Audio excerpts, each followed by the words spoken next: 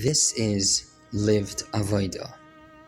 In this series, we will explore the lives, avodah, an inner world of Chassidim who sought to live with pnimius and emes. There are stories about Chassidim, but then there are Chassidim who sound almost impossible. Reb Zalman Moshe HaYitzchaki was one of them. He was a simple sheikhet from Nevel. No sfarim, no public movement, no titles, and yet among Chassidim, his name carried a kind of trembling. The Rebbe Rashab called him my Zalman Moshe. Years later in Paris, the Rebbe said during a farbrengen, in Beis Harav, they repeat over Reb Zalman Moshe's words. And after his passing, the Rebbe referred to him with the words Zatzal, Zecher Tzadik Livracha. But perhaps the following story will reveal who Reb Zalman Moshe truly was. A group of Bachrim once came and asked him, teach us how to write a pun to the Rebbe. A simple request.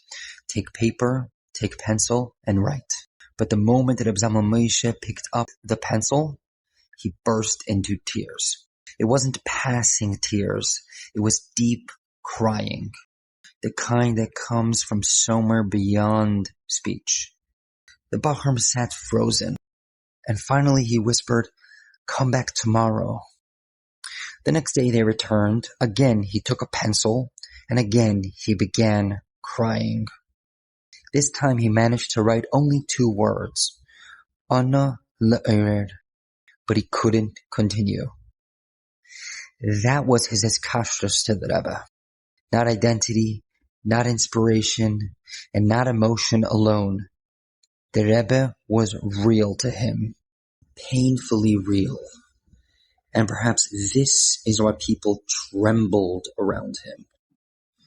Reb Zalman Moshe was born in Nevel, Russia, into a family of sheikhtim descended from Rashi. But lineage alone does not make a chassid. A person can inherit yeshus, but he was an oved Hashem. He worked on himself to connect himself to HaKadosh Baruch Hu. After his marriage, he lived in Zembin and worked as a sheikhet. Then Timchei Tmimim was founded. Young Tmimim arrived in town together with the great mashpir Shmuel Greinem Esterman. Reb Zalman Moshe began attending the shiurim of Chassidus. Not officially and not as a Talmud, but slowly he became captured by Chassidus. Not intellectually, essentially. Then came his first trip to Lubavitch. Imagine what that meant. The roads, the cold, the horses, the exhaustion, and somewhere ahead, the Rebbe Rashab, Lubavitch, the Maimarim. Reb Zalman Moshe listened to the Maimarim of the Rebbe Rashab and realized this was entirely different from anything he had known before. It was a new reality, a world where Elikus demanded the entire person. And when he returned home, he stopped attending Reb Greinim's shiurim because Reb Greinim was teaching Maimarim of the previous Rebbeim. People were shocked. How can you stop going? Rebbe Zalman Moshe answered simply, we have a Rebbe, we must learn his Chassidus. The next year he entered Yeshus, and the Rebbe Rashab asked him, are you still attending the shiurim of Reb Greinim? He answered no. And the Rebbe asked, why not? He said, because he doesn't teach your Chassidus. So the Rebbe Rashab motioned dismissively with his hands and replied, if that's the case, it doesn't matter. And from then on, the Rebbe Rashab referred to him as my Zalman Moshe.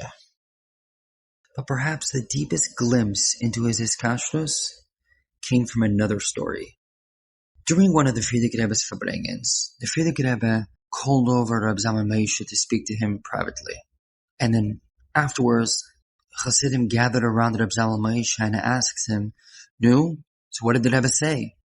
Reb Zalman Moshe answered quietly, I don't know. The Chassidim were confused. You were standing in front of the Rebbe.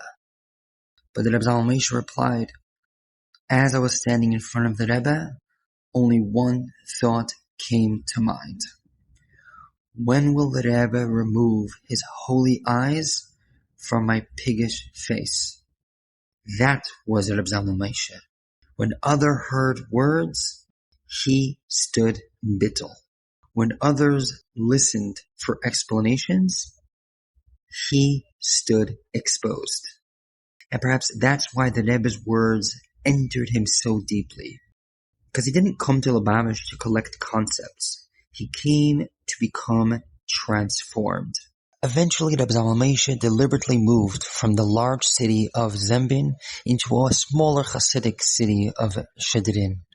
People couldn't understand the decision. Zembin was larger. There was more parnasa. Life was easier.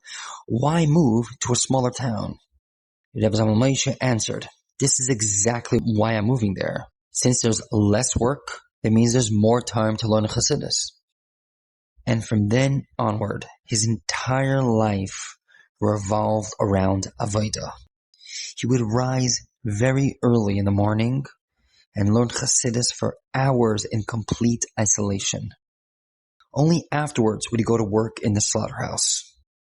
He would return home and continue, day after day, year after year, quietly without noise. And what's striking is, he wasn't chasing brilliance.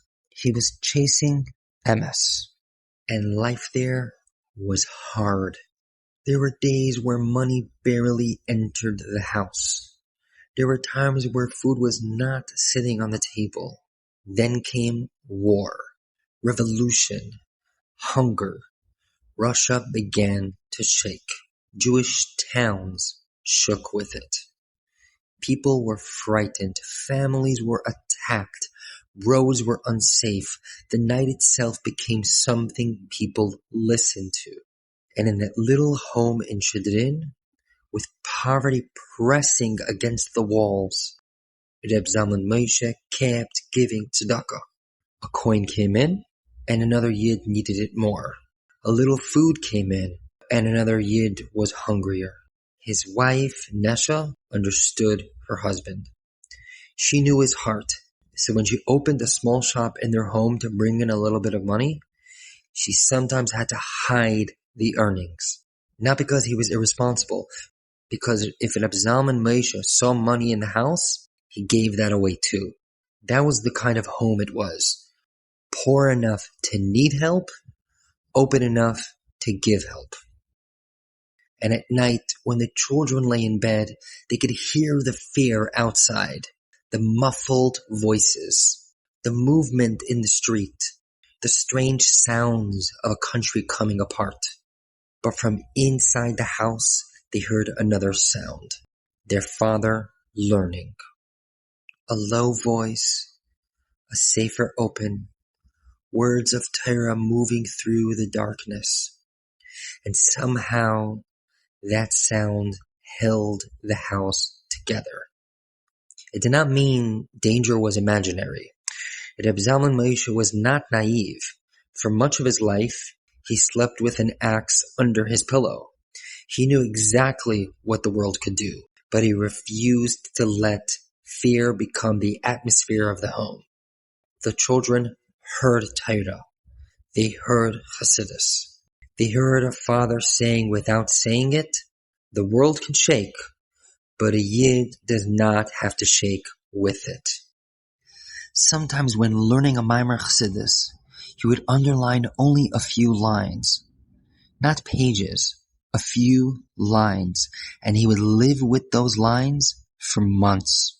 He would try to internalize a Chassidus and let it enter into his bloodstream. For him, Chassidus was not just information, it was avodah.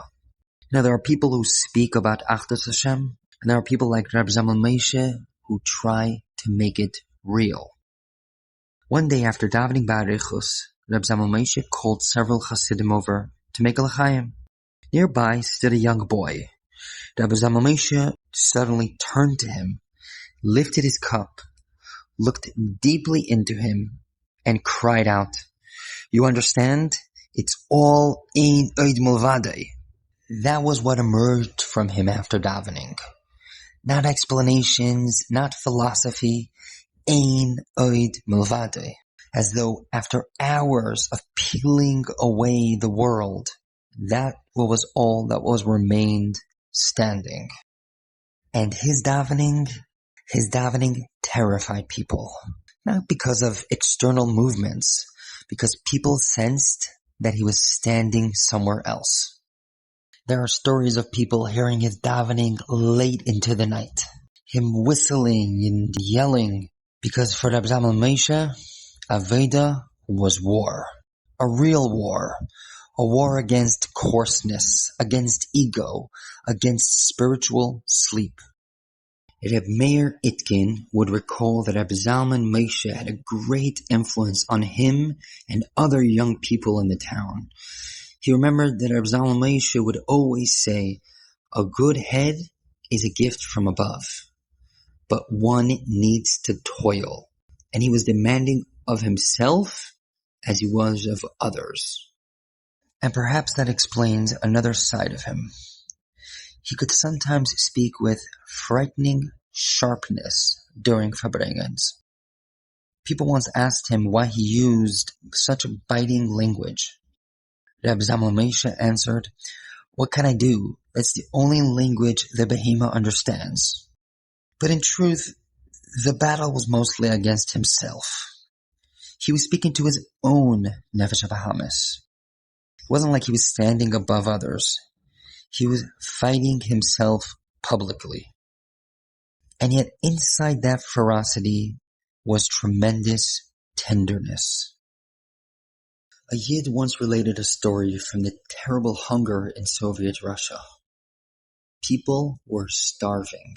Some searched through garbage just to survive. This Yid wandered from town to town begging for food until one day he entered a nearly empty shul in Neville. Inside stood a single Yid wrapped in talis and tefillin, still davening shacharis late into the afternoon. And when the davening ended, the Yid approached him warmly and asked him what brought him there. The traveler answered honestly, "I haven't eaten in 2 days." Reb Zalman Moshe listened quietly and said, "I don't have much at home, just some cheese water, but I'll share it with you under one condition." The starving man looked up. "When I pour the thick part into my bowl and the watery part into yours, you must shout at me, 'You old horse, you keep the thick part for yourself and give me the watery part?'" The hungry traveler thought this man was strange, but hunger really got to him, so he agreed. They arrived home. 2 bowls were placed on the table. Reb Zalman Moshe slowly poured the creamy part into one bowl and the watery part into the other. Then he stopped. "Well?" The starving man lowered his eyes and muttered, "You old horse, you keep the thick part for yourself." Suddenly, Reb Zalman Moshe smiled and switched the bowls. He pushed the rich bowl towards the guest and kept the watery portion for himself. That was Reb Zalman Moshe. He could tolerate his own humiliation, but not another Jew's shame. Years later in Eretz Yisrael, Reb Zalman Moshe sat at a farbrengen in the home of Reb Moshe Geradia. After much l'chaim, he suddenly turned towards Reb Moshe and demanded, "You are a big maskal in Chassidus. Tell me, what is atmas umehus?" Reb Moshe tried avoiding the question, but Reb Zalman Moshe would not let up. Finally, Reb Moshe began explaining. Immediately, Reb Zalman Moshe interrupted him. Atmas umehus is higher than any explanation, higher even than being able to say it is higher than speech. People misunderstand stories like this. You think that it's intellectual extremism. It wasn't. It was yiras haremus. By Reb Zalman Moshe, Elikus was too real to become comfortable, too infinite to reduce into neat language. Everything by Reb Zalman Moshe returned to one point: the Rebbe. The Rebbe occupied his inner world completely, not externally, inwardly. When he traveled to Lubavitch, it was not inspiration, it was life. When he heard the Rebbe speak, he dissolved into Bittul. When he wrote to the Rebbe, he cried. When he spoke about davening, only one truth remained: ein od milvado. Reb Zalman Moshe never became famous in the worldly sense. He remained a hidden shochet, a quiet ovdim, but hidden fires often burn hottest. He fought for every line of Chassidus, every word of davening, every movement of sincerity. He wanted truth or nothing. And perhaps that's why his presence lingered so powerfully among Chassidim, because people sensed this was a Yid who actually believed, a Yid who trembled before the Rebbe, a Yid who spent months living with the few lines of Chassidus, a Yid who gave away the thick portion and kept the watery one for himself, a Yid who emerged from davening crying, "It's all ein od milvado."